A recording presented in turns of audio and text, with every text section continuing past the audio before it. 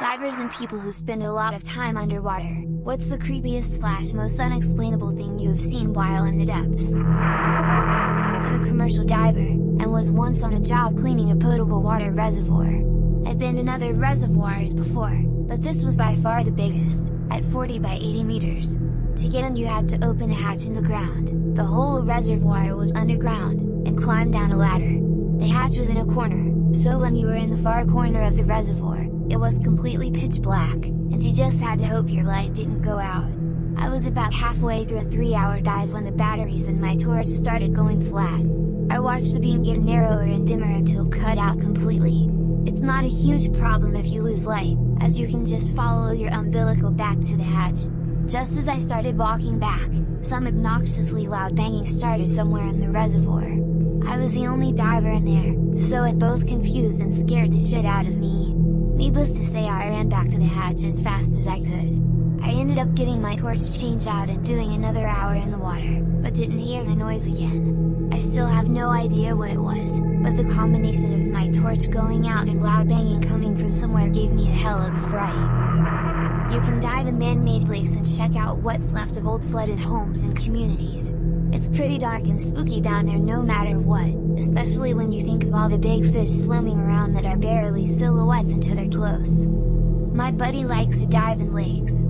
He said the creepiest thing, by far, is finding cemeteries 100 feet plus beneath the water in the dark, eerie quiet. For edit, I asked him about big fish. He said there's definitely shit down there bigger than he expected, 4 or 5 feet. They're attracted to the lights and noise but watch from a distance, which is nonetheless disconcerting. Just dark, 2D shapes drifting nearby. None of the monsters other folks are bringing up though. I dived myself but heard this story from a guarded diver. In 2010 a man took a test drive in a car with the salesman, and in a suicide attempt he drove the car off the pier into the sea and drowned. The salesman managed to escape by breaking the window and swimming to the surface. The divers were dispatched to retrieve the other man's body. This isn't in the news report, which I have linked to below for anyone interested. Simply through working in marinas at the time, I was able to be part of the conversation with the diver in question. When they got to the car, he said, the man was still facing forward, hands on the steering wheel, eyes wide. He'd been there a couple of hours now. Where it gets creepy is when the diver opened the driver door. This combined with the smashed window caused the currents to flow through the car, and the man's wide-eyed head turned around slowly with the force of it to face the diver. I had a dive master that told me once he was diving somewhere and found a full skeleton wearing diving gear with the air on the tank turned off pretty deep down. If I remember correctly, they said they reported it to the police and it was found out the man's wife turned off his air while they were on a dive to murder him. Not unexplainable, but gave me a bit of a fright. I worked as a commercial diver for about 7 years in the UK and also some work in Europe. I was working in Orkney, north of Scotland, on the fish farms. One time I swam down one of the bigger nets all frowsy and it was very dark, very overgrown, and I could see some weird shapes lying in the dead man's sock as I descended. There were a few more dead fish than usual, maybe 100 or so, but underneath them were lying 3 dead seals. Big ones. It was hard to make out because they were covered in fish, but one of the seals had a big fucking chunk of it missing. And that's when I looked up and saw a 4-foot tear in the side of the net. Fuck that. I was only a newbie at this point. Fish farm work is generally the best way to start a diving career. Doesn't pay the best, but you get plenty of minutes logged, which helps for experience. I told the supervisor, who said get out straight away. They sent one of the more experienced lads in after me and he fixed the whole sharpish and then rigged the seals up to be lifted out. Turns out the seals had been killed by orca and somehow got through the net in a panic. Orca are quite common up in Orkney and are the only animal we were told you had to get out the water for if seen. Only one of the seals had a bite mark, the other 2 got caught in the net. Not supernatural or anything, but I remember a significant shiver running down my spine that day. I used to do a lot of night dives hunting for lobster off the coast of California. We'd start at 9 or 10 at night, so everything is obviously pitch black besides where we were pointing our lights. Every so often I'd get this unshakable feeling that something big was watching or following me. Sometimes I could quiet that part of my brain and continue with the dive. Other times I couldn't shake the feeling and would end the dive after a few minutes. It's a hard feeling to describe, but I guess I'd compare it to being in a haunted house but 50 feet underwater in complete darkness. When living off the coast, some buddies and I would take regular fishing trips out to the oil rigs. We would always have some lines out and a few would dive down and try to spear some mangrove snapper or a cobia. Once while I and two others were diving down checking out the structure, we decided we needed to move due to lack of life around the rig. We all get back in the boat, and as one of my buddies was reeling in a line we had a red snapper baited on. An easily 8 to 10 feet tiger shark starts chewing on it right behind the prop, so close I could have poked his eye out. The idea that massive animal was in the water so close to me and two of my friends but no one saw it is terrifying. I bet he was watching us the whole time. I got told a story once by a Maori language teacher of mine during my time at high school. We didn't learn much Maori, just listened to stories. A dam in the Waikato, New Zealand had begun to have visible cracks in the concrete on the outside part of the dam, and some drivers were organized to dive down and check the inside submerged part of the dam for damage on that side. While they were down there was the usual debris you would find behind a man-made wall which prevents the water from flowing as it would normally do if there wasn't a dam there. Turns out what they thought were large logs were in fact huge eels which had gotten to the size of logs due to being prevented from migrating to the sea, where they breed and die. So from being prevented from doing their natural life duties, they just get larger and larger. That would be creepy, seeing eels deep down in the water just floating around. The story isn't really mine, but from a friend of mine who does nice dives. Here on the Brazilian coast there's a fish that resembles a shark, but it's considerably smaller, called casual. You have to hunt these fuckers at night because they're sort of nasty in the open, but easier to shoot when in their coves. So, my friend, let's call him Regis, is about 1 kilometer from the coast, diving near a reef.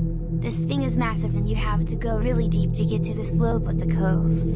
He is descending with a partner using cylinders for oxygen and armed with a harpoon gun, the kind that shoots the harpoon and is reloadable, which is kinda heavy, making movement a tad slower. It's super dark in the deep during the night and much light will alert the fish they're hunting, so they have to use flashlights that are weaker. Regis said he had a feeling while descending, everything was off, the smaller fish were absent, there were no turtles, water was murkier than the usual. His partner stays back with the flashlight and he goes closer to the reef. Regis searches for the coves but can't find any with the casual he wants, so it takes kinda long. At a certain point, he feels a shift in the water, like something big is swimming near him, just as the weak light from his partner waves frantically and goes off. He doesn't know what to expect and goes on flight or fight mode, except he can ascend too fast. He then tries to stay at the same level, but he has his back to the reef now. Then cocks the gun with the harpoon and waits and waits, but he doesn't see anything in the murky night sea water, not even his partner's light.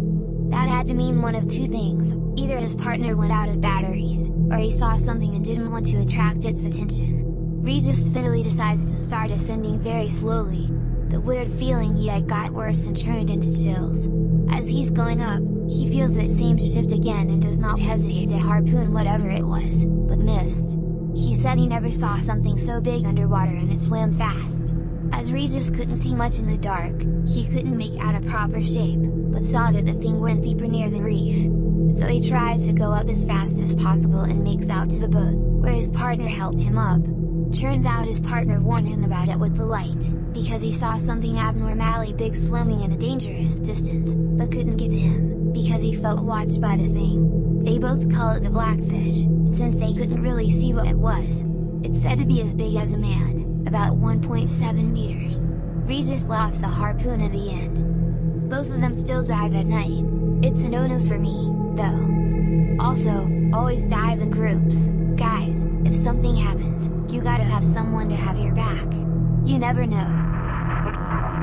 When I used to surf I spent a good deal of time underwater, whether intentional or not. One day, I went out and surfed that was absolutely massive. For me, it was 10 foot solid all day. Bigger sets. Serious stuff. And it was a very dark, overcast winter's day. And raining. You couldn't see shit above the water, let alone below. At this place, the bigger it gets, the further out on the rock shelf it breaks. So I was at least 200 meters from shore when out of the gloom towered an absolutely massive set. Enormous. As big as I'd ever encountered. There were only a handful of other blokes out there. The wave was mine. At this point I wasn't scared at all. No, I wanted to get the biggest wave of my life. So I tried.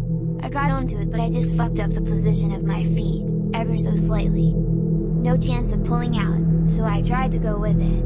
And that is when it happened. The scariest fucking water-based experience I ever had. I fell off and this thing just took me to town. It lifted me all the way up and over the falls. I thought I was okay, but no, it was just beginning. It just kept pushing me down. Further and further. My ears hurt, badly, it was completely dark, cold, even in a wetsuit. I came to rest on what seemed to be a very large, smooth rock. I could feel it with my fingers whilst I was pinned firmly to it. I was held there for what seemed like an eternity, maybe 10 seconds. But then I could sense with my feet a ferocious current that seemed to stop at the edge of the rock. It was trying to pull me over the ledge and down. I could hear it. At this point I was panicking. Seriously, I can't quite remember how I escaped. I had rarely been that scared in all my life. I made it to the surface. I really thought I was going to pass out. I can't remember much more, but I must have paddled in so fucking fast other people noticed. They came to see what was the matter. I just sat on the beach. I cannot even talk. I'm getting the fucking heebie-jeebies even reading my own recollection.